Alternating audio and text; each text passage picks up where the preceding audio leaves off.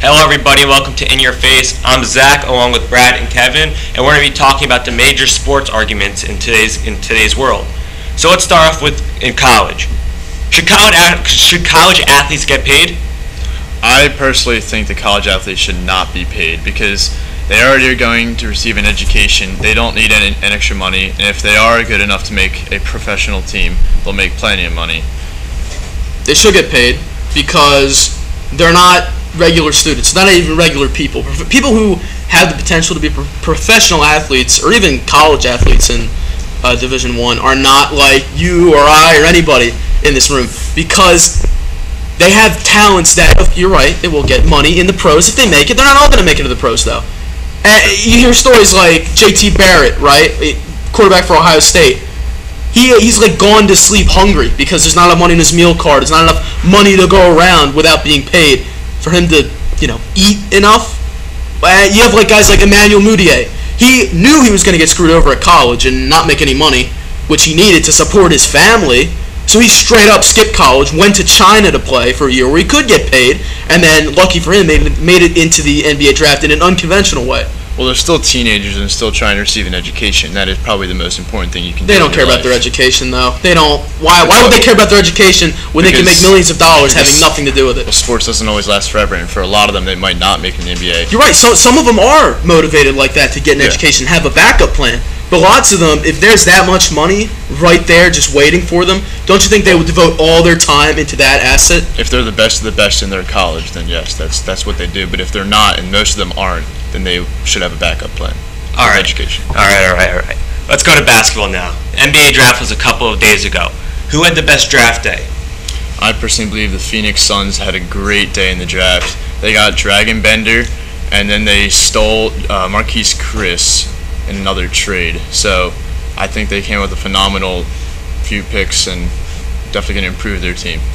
I would agree with you that the Phoenix Suns did have a good draft. They had a very good draft. But they didn't have the best draft. The best draft was the Oklahoma City Thunder, even though they didn't really draft anybody. It's not about what they did with their picks. It's about what they got for their picks. They got Oladipo. They got other foreign people I can't even name. They're all going to help them. They all have the skills to make a team that's already a title contender, now a title favorite.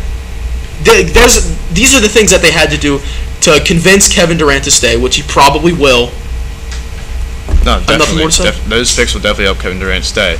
But I personally believe that Dragon Bender especially, and Marquise Chris, was Jalen Rose was saying that he was probably the number 4 guy in the whole draft. So he was definitely a sleeper, could turn out to be an amazing player in the NBA, and I think they did amazingly well in this draft. All right, my opinion on it is that I believe the Atlanta Hawks had the best draft day. Reason for it, number 21st pick, DeAndre Bembry, the St. Joe's Hawk. As a fan, I think that he was a sleeper in college. He went to a smaller school than University of Washington or University of Oregon. But he still is going to be a sleeper, and he's going to do great in the league. All about the Hawks. All about the Hawks. Big surprise. Yeah, and so now Knicks are the favorite to sign former Bulls center Joakim Noah. How do you think Joakim Noah is going to fit in his system? Do you think it's a good pick? Well, a good pickup. It is a good pickup. I mean, the Knicks are really sadly irrelevant, and they have been for a long time. So most people, I mean, he still help them. He's a veteran center. He can maybe impart some knowledge to Porzingis, even though they play very different games. Still defensive help, not much on the offense, but, like I said, the Knicks aren't doing anything anyway, so why not? Maybe he'll sell a couple more tickets for him. The Joakim Noah a few years ago was a great player for the Chicago Bulls and definitely made an impact every season for them. But I think he's kind of slowed down over time, and so I don't think he'll make too much of an impact. But playing with Derrick Rose will definitely create some chemistry that the Knicks definitely need. That's right. He will be reunited with Rose.